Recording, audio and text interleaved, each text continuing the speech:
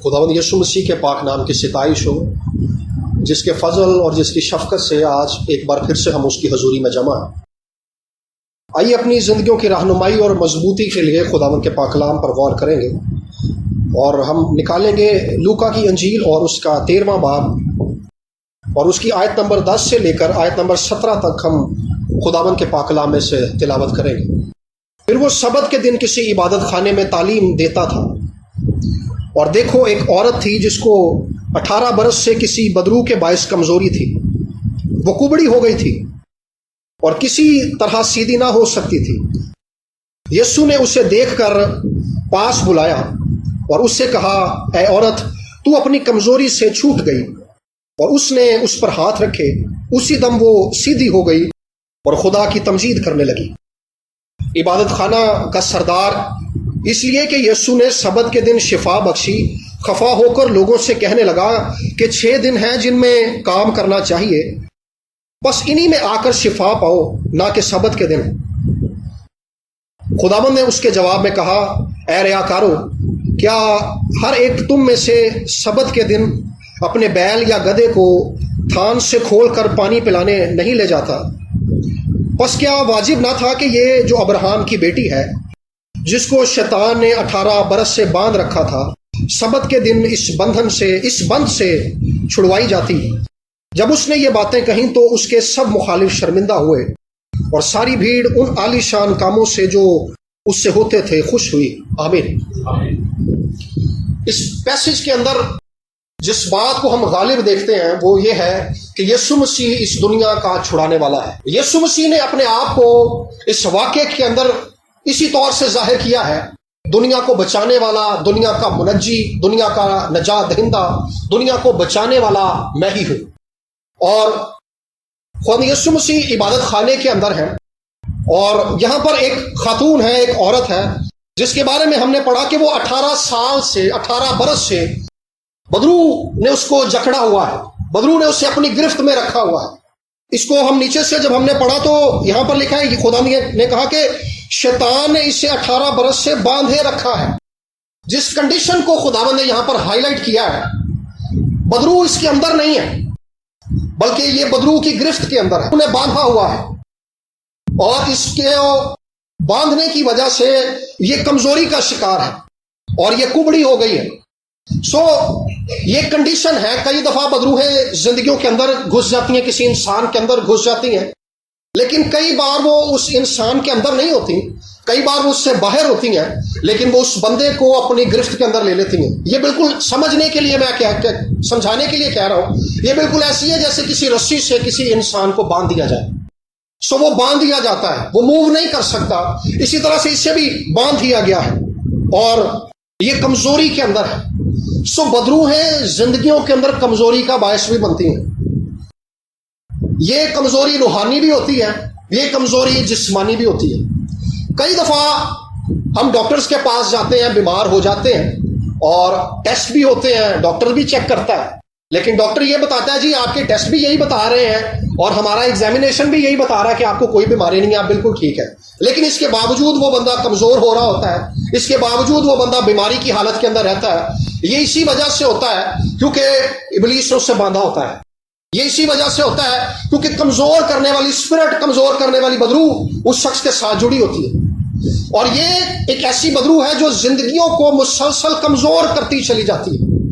یہ جسمانی طور پر کسی انسان کو اتنا ویک کر دیتی ہے کہ وہ کمزوری کی وجہ سے موت کی طرف چلا جاتا ہے، وہ مر جاتا ہے، کیونکہ کمزوری جب حد سے زیادہ بڑھ جاتی ہے تو انسان اپنے آپ کو کوسنے لگتا ہے کہ میں ان حالات کا شکار کیوں ہوں، میں ان حالات میں سے کیوں گزر رہا ہوں۔ وہ مسلسل نا امیدی کا شکار ہو جاتا ہے، اور وہ ذہنی طور پر بھی مفلوج ہو کر رہ جاتا ہے، کیونکہ یہ کمزوری کی اسپرٹ اس کو اس جگہ پر لے آتی ہے۔ کئی بار خودکشی کر لیتے ہیں لوگ۔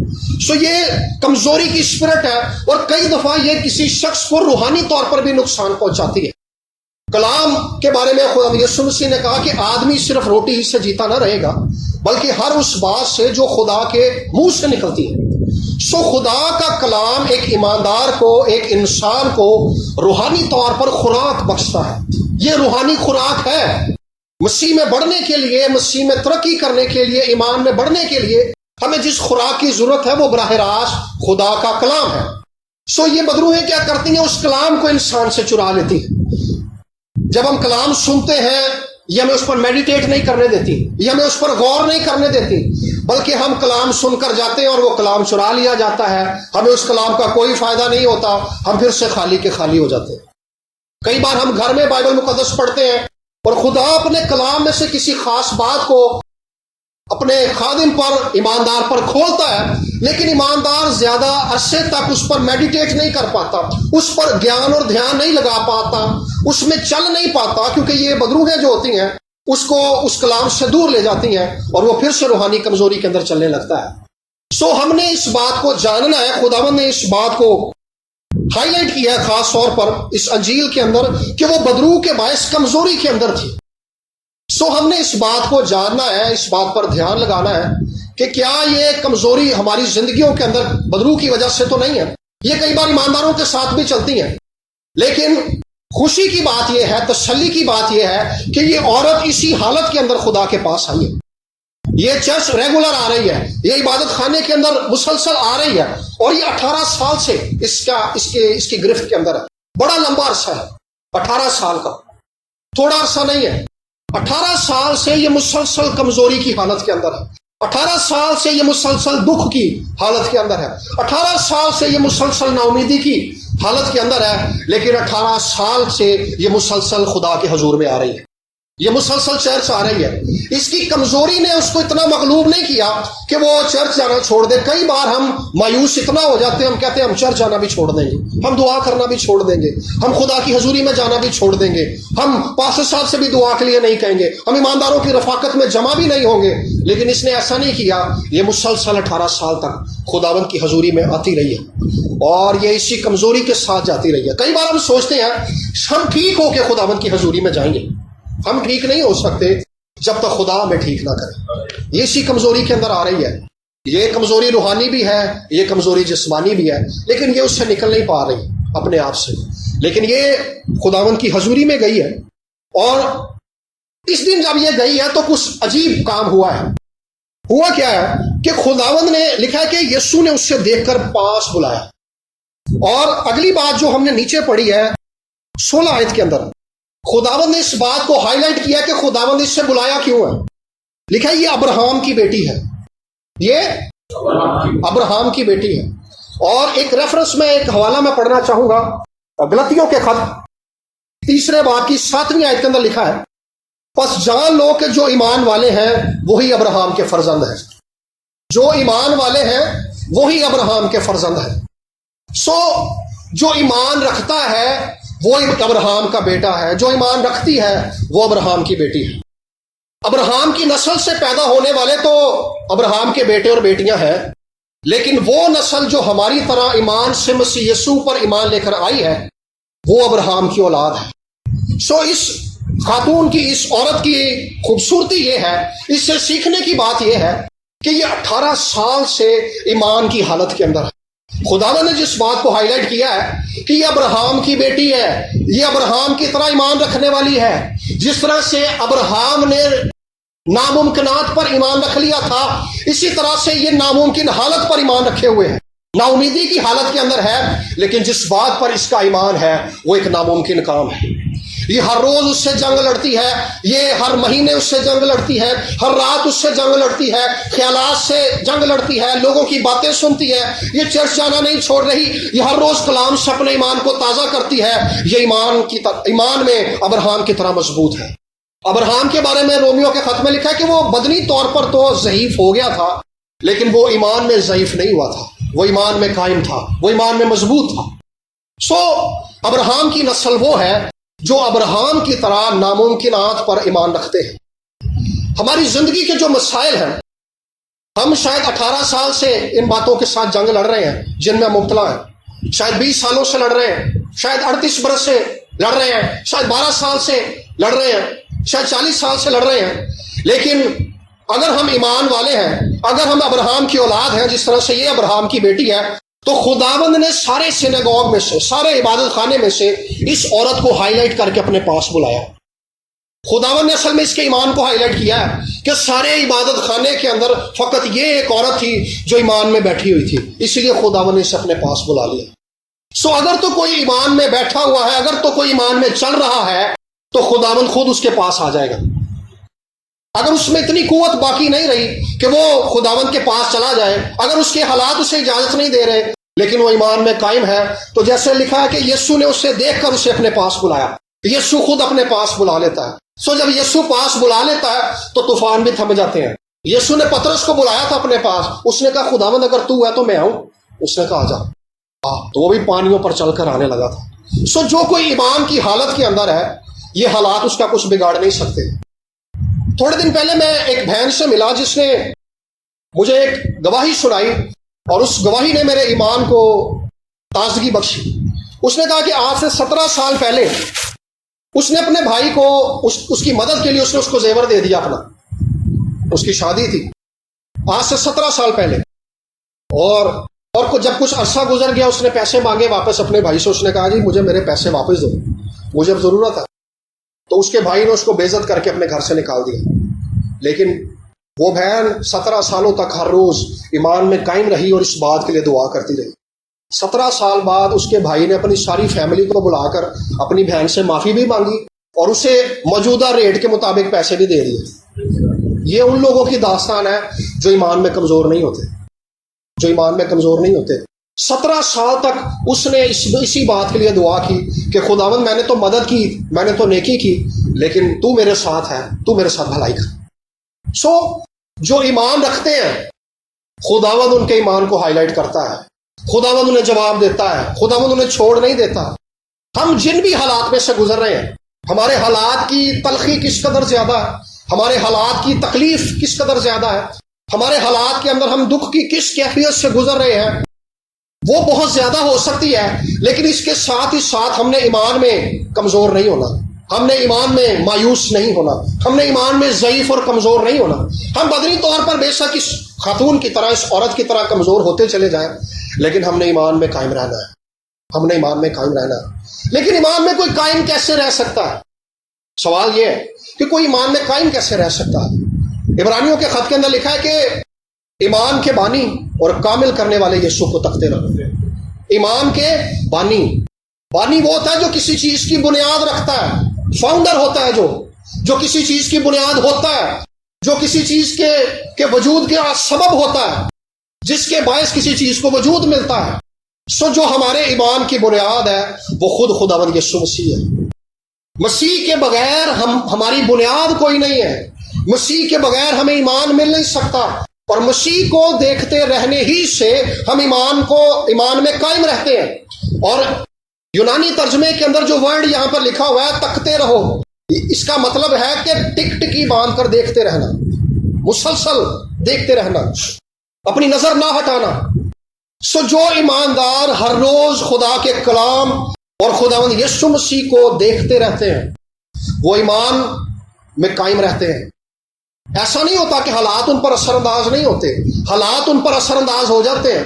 داؤد اپنی زندگی کے اندر مختلف طرح کے مد و جزر سے گزرا ہے۔ اس نے اپنے بیٹے ابی سلوم کی مخالفت بھی دیکھی ہے، اس کا بیٹا اسے قتل کرنے کے لیے بڑھ گیا، اس نے بغاوت کر دی۔ ساؤل بادشاہ نے بھی اس کی مخالفت کی، اس کے بیٹے ادونیہ نے بھی اس کی مخالفت کی، لوگوں کی بھی اس نے مخالفت صحیح ہے۔ اور ایک وقت کے اندر جو داؤد کے اپنے سورما تھے انہوں نے داؤد کو سنسار کرنے کے لیے پتھر اٹھا لیے تھے، لیکن لکھا ہے کہ داؤد نے خداوند میں اپنے آپ کو مضبوط کیا۔ وجہ کیا ہے؟ اس کا بھید ہم پطرس کے وعظ کے اندر ملتا ہے، اعمال کی کتاب کے اندر، کہ وہ داؤد کہتا ہے کہ میں ہمیشہ خداوند کو اپنے سامنے دیکھتا ہوں، ٹک ٹکی باندھ کر دیکھتا ہے وہ خداوند کو، ایمان سے دیکھتا رہتا ہے وہ خداوند کو۔ وہ ان حالات کے اندر خداوند کا طالب ہوتا ہے۔ جب مسائل آ جاتے ہیں، لوگ مخالف ہو جاتے ہیں، اپنا بیٹے اس کے مخالف ہو گئے، ساؤل مخالف ہو گیا، حالات خلاف ہو گئے، داؤد کو ڈر کر بھاگنا پڑا، تو داؤد اس ڈر کی حالت میں، خوف کی حالت میں، جان کنی کی حالت کے اندر خداوند کا طالب ہوں۔ وہ کہتا ہے میں خداوند کا طالب رہوں گا۔ سو جب ہمیں لگنے لگے کہ ہم ایمان سے خالی ہو رہے ہیں، ہم ایک عام ایماندار، ایک عام انسان کی طرح سوچنے لگ گئے ہیں، کیونکہ ہر روز ہمیں ان خیالات سے لڑنا پڑتا ہے کہ ہمارے حالات نہیں بدل سکتے، ہماری زندگی یہاں ہی رہے گی، کیونکہ جو حالات اس وقت ہمارے ملک کے اندر ہے یہ مایوس کن ہے۔ لیکن یاد رکھیے یہی وہ حالات ہیں جن کے اندر خدا اپنے زور کو ظاہر کرتا ہے۔ یہی وہ حالات ہیں جن میں ہم نے اس بات کو دکھانا ہے کہ خداوند ہم واقعی ایمان پر کھڑے ہوئے ہیں۔ اس کے لیے حالات نہیں تھے اس عورت کے لیے، یہ کمزوری کے اندر تھی، یہ بیماری کے اندر تھی، اور یہ ہر روز آ رہی ہے، یہ باز نہیں آ رہی۔ اس کا مسلسل خدا کی حضوری میں آنا، اس کا چرچ میں آنا، اس کا عبادت خانے میں آنا اس بات کا اعلان کرتا ہے کہ یہ ایمان کے اندر ہے، ایمان میں چل رہی ہے۔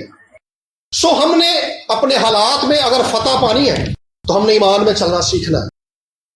اور ایمان ایک عمل ہے، ایمان ایک عمل ہے، اور ایمان میں چلنے والے کبھی رکتے نہیں ہیں، ایمان میں چلنے والے ہمیشہ بڑھتے رہتے ہیں، کیونکہ ایمان ایک عمل ہے۔ اور یہی وہ عمل ہے جس کے بارے میں عبرانیوں کے خط میں لکھا ہے کہ بغیر ایمان کے اس کو پسند آنا ناممکن ہے۔ یہ وہ عمل ہے جس کے بغیر خدا کو پسند آنا ناممکن ہے۔ سو میرے بہنوں اور بھائیوں، ہمیں آج اس بات پر غور کرنے کی ضرورت ہے کہ آج حالات ہمارے مخالف ہیں، اور ہم بہت ساری چیزوں سے جنگ لڑ رہے ہیں، اور ہر چیز ہمارے مخالف ہے، لیکن اس بات میں یاد رکھیے کہ خداوند ہمارے ساتھ ہے، خداوند نے ہمیں چھوڑا نہیں ہے۔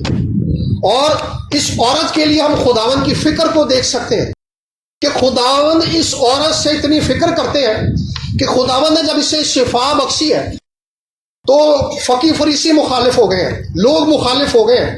خداوند کو اس بات کا پتہ تھا کہ جب میں شفا دوں گا تو مخالفت اٹھانی پڑے گی، لیکن خداوند اپنی محبت میں اس کے لیے مخالفت بھی اٹھا لیا خداوند، اور ہمارے لیے تو اس نے اپنی جان بھی قربان کر دی۔ وجہ کیا ہے؟ کیونکہ وہ ہم سے محبت کرتا ہے، خداوند انسانوں سے محبت کرتا ہے۔ اور یہی بات اس پیسج کے اندر خداوند نے سکھائی ہے کہ انہوں نے جب تنقید کی نا کہ شفا پانے کے لیے کیا 6 دن نہیں ہے، تم سبت کے دن شفا پانے آ گئے ہو، تو خداوند نے کہا کہ جب تمہارے بیل کو یا گدھے کو پیاس لگتی ہے تو تم اسے پانی پلانے کے لیے نہیں لے کر جاتے، تم اسے کھول کر پانی پلانے لے جاتے ہو۔ اصل میں خداوند نے یہ بتایا کہ انسانوں کی قدر جانوروں سے زیادہ ہے۔ خداوند نے بتایا کہ تمہاری قدر جانوروں سے زیادہ ہے، خداوند نے بتایا کہ تمہاری قدر آسمان کی چڑیوں سے زیادہ ہے، تمہاری قدر گھاس سے زیادہ ہے، تمہاری قدر جو ہے فضا کے پرندوں سے زیادہ ہے۔ خداوند آپ سب کی فکر کرتا ہے، خداوند ہم سب کی فکر کرتا ہے۔ ہم خداوند کی نظر میں قابل قدر لوگ ہیں، ہم خداوند کی نظر میں ویلیویبل ہیں۔ خداوند ہماری فکر کرتا ہے، اور اتنی فکر کرتا ہے کہ وہ اپنے بیٹے کو قربان کرتا ہے تاکہ وہ ہمیں بچا لے۔ یہ خداوند کی فکر ہے۔ سو اس بات کی طرف ہمیں ایک بار پھر سے مائل ہونے کی ضرورت ہے، اس بات کی طرف دھیان کرنے کی ضرورت ہے کہ ہم میں سے کوئی بھی چھوڑا ہوا نہیں ہے، ہم میں سے کوئی بھی رد کیا ہوا نہیں ہے، ہم میں سے کوئی بھی اس زمین پر اسی لیے نہیں پیدا کیا گیا کہ وہ ابلیس کے ہاتھوں دکھ سہتا رہے، وہ ابلیس کی لعنتوں کا شکار رہے، وہ خاندانی مسائل کا شکار رہے، وہ جنریشنل کرسز کے اندر خاندانی نسلی لعنتوں کے اندر چلتا رہے، بلکہ ہمیں خدا نے زمین پر اسی لیے پیدا کیا ہے تاکہ ہم خدا کے سبت کو انجوائے کر سکیں۔ انہوں نے جس بات کو ہائی لائٹ کیا ہے، جس بات کو کھولا ہے، یہاں پہ انہوں نے کہا سبت کے دن تو شفا نہیں ملنی چاہیے، بلکہ اس نے تو دکھ کے اندر، بیماری کے اندر، کمزوری کے اندر ابلیس کے ہاتھوں دکھ سہتے ہوئے سارے سبت گزار دیے ہیں۔ اصل میں حقیقی سبت کا تجربہ تو اسے اس دن ہوا ہے جس دن خداوند نے اسے رہائی بخش دی۔ سو خداوند سبت کی رہائی کے لیے آیا ہے۔ سبت کی رہائی کا تجربہ ایک ایماندار کو تب ہوتا ہے جب وہ خداوند کی حضوری میں ایمان سے جاتا ہے۔ خداوند نے انسان کو 6 دن بنایا، 6 دن کے اندر اس سے پہلے خدا نے ساری کریشن کر لی تھی، آسمان بھی بنا لیا، فرشتے بھی بنا لیے، پانی بھی بنا لیا، سمندر کے اندر کے جاندار بھی بنا لیے، فضا کے پرندے بھی بنا لیے، سب کچھ کریٹ کر لیا، باغ عدن بھی بنا لیا۔ اور پھر اس نے 6 دن آدم کو بنایا، اور 7واں دن آرام کا دن تھا، وہ پرستش کا دن تھا، وہ عبادت کا دن تھا، وہ خداوند کی ستائش کا دن تھا، وہ آدم کے لیے خدا کی برکات کو انجوائے کرنے کا دن تھا۔ سو میرے بہنوں اور بھائیوں، آدم کو خدا نے 6 دن اس لیے بنایا تھا تاکہ وہ سبت کے اندر خدا کی پرستش اور عبادت کر سکے۔ جو کچھ خدا نے اس کے لیے کر دیا تھا وہ اس کے لیے خدا کی پرستش اور عبادت کر سکے۔ سو آپ کے لیے اور میرے لیے، ہم سبوں کے لیے، ہماری فیملیز کے لیے خدا آلریڈی سب کچھ کر چکا ہے، خدا سب کچھ کر چکا ہے۔ اور خداوند نے اس عورت کو شفا دے کر سبت کے دن اس بات کا اعلان کیا ہے کہ اب تیرے لیے سبت کا آغاز ہوا ہے، اب تیرے لیے آرام کا آغاز ہوا ہے، تجھے کام کرنے کی ضرورت نہیں ہے، بلکہ میں تیرے لیے اپنی جان قربان کرنے والا ہوں، میں تیرے لیے رہائی تجھے دینے والا ہوں، میں تیرا بوجھ اٹھانے والا ہوں، میں تیرا دکھ اٹھانے والا ہوں، میں تجھے ابلیس کی گرفت سے چھڑانے والا ہوں، کیونکہ میں تیرا خداوند ہوں۔ سو یاد رکھیے اس بات کو، لکھا ہے کہ خداوند کی امت کے لیے، عبرانیوں کے خط کے اندر لکھا ہے سبت کا آرام باقی ہے۔ خداوند کی امت کے لیے سبت کا آرام باقی ہے۔ سو سبت کا آرام کیا ہے کہ ہم نے خدا نے جو کچھ ہمارے لیے کر دیا ہے، ہم نے اس کے لیے خداوند کی ورشپ، اس کے لیے خداوند کی ستائش کرنی ہے، اس کے لیے خداوند کی وڈیائی کرنی ہے، اس کے لیے خداوند کے پاک نام کو مبارک کہنا ہے کہ خداوند تو میرے لیے سب کچھ کر چکا ہے، تو میرے لیے سب کچھ کر چکا ہے۔ سو یہی بات، کیونکہ وہ تو ایمان رکھ کر آ رہی تھی، اور دانیل کے بارے میں لکھا جس روز تو نے دل لگایا تیری دعا سن لی گئی۔ تو نے دل لگایا جس روز کوئی ایماندار دل لگاتا ہے، جس روز کوئی ایماندار خداوند کی حضوری میں بیٹھ جاتا ہے، جواب اسے اسی دن مل جاتا ہے، لیکن اس کا ظہور خداوند کے وقت پر ہوتا ہے۔ سو ہمیں اپنی زندگی میں جن معجزات کی، جن نشانات کی ضرورت ہے، خدا نے انہیں پہلے ہی کر دیا ہے، لیکن ان کا ظہور اپنے وقت پر ہوگا، ان کا ظہور اپنے وقت پر ہوگا۔ ہم نے اس وقت کے آنے تک خداوند کی ستائش کرنی ہے، خداوند کی شکر گزاری کرنی ہے، اور خداوند کے سبت کو انجوائے کرنا ہے۔ اس نے آج تک کوئی سبت جو تھا بیماری کے بغیر نہیں دیکھا تھا۔ اس نے ہر سبت 18 سالوں سے جو دیکھا تھا وہ دکھ کے اندر دیکھا تھا۔ ابلیس اسے کمزور کرتا چلا جا رہا تھا، ابلیس اسے مایوس کرتا چلا جا رہا تھا، اسے بیمار کرتا چلا جا رہا تھا، لیکن یہ سبت اس کی زندگی کے اندر حقیقی سبت بن کے آیا جس دن اس نے حقیقی رہائی کا تجربہ کیا ہے۔ ایک بھائی کے لیے ہم پچھلے دنوں دعا کرنے کے لیے گئے، تو اس کا جو نچلا دھڑ تھا، سر سے نچلا حصہ، وہ کام نہیں کرتا تھا، وہ بھی اسی کی طرح جو تھا وہ جکڑ دیا گیا تھا۔ تو کسی نے اسے بتایا، انہوں نے مجھے کال کی، انہوں نے کہا کہ بھائی آپ میرے ماموں کے لیے دعا کریں۔ تو جب میں نے کہا یار میں جا تو نہیں سکتا، میں فون پہ دعا کرتا ہوں۔ تو جب ہم دعا، میں نے فون پر اس کو کر کے بھیجی، تو کہنے لگا اپنے بھانجے کو کہنے لگا کہ یار یہ جس بندے نے میرے لیے دعا کی ہے نا، اس کو میرے پاس لے کے آ، اس کو کوئی میرے پہ سر پہ ہاتھ رکھ کے دعا کرے۔ اصل میں اس کے اندر دو باتیں تھیں، کیونکہ وہ اس قدر بدرو گرفتہ تھا کہ کئی پادری اس کے لیے دعا کر کے گئے تھے، لیکن اسے شفا نہیں ملتی تھی، بلکہ بھاگ جاتے تھے جو بدرو اس کے اندر تھے۔ پھر اگلے دن ہم نے ٹائم سیٹ کیا، کچھ عرصے بعد اس کے لیے دعا کرنے گئے، میں اور پاسے شاہد تھے، اور جیسے ہی ہم داخل ہوئے خداوند نے مجھے اس کی حالت دکھا دی۔ اس کی حالت ایسے تھی جیسے درخت کی جڑوں کے ساتھ اسے باندھ دیا گیا ہے، لیکن جیسے ہی ہم نے اس کے لیے دعا کی، وہاں پہ خداوند کی حضوری غیر معمولی طور پر ظاہر ہوئی، اور وہ شخص اٹھ کر بیٹھ گیا، اور اس دن سے آج تک وہ شخص بالکل ٹھیک ہے۔ وجہ کیا ہے؟ بندھنوں سے رہائی فقط یسوع دیتا ہے۔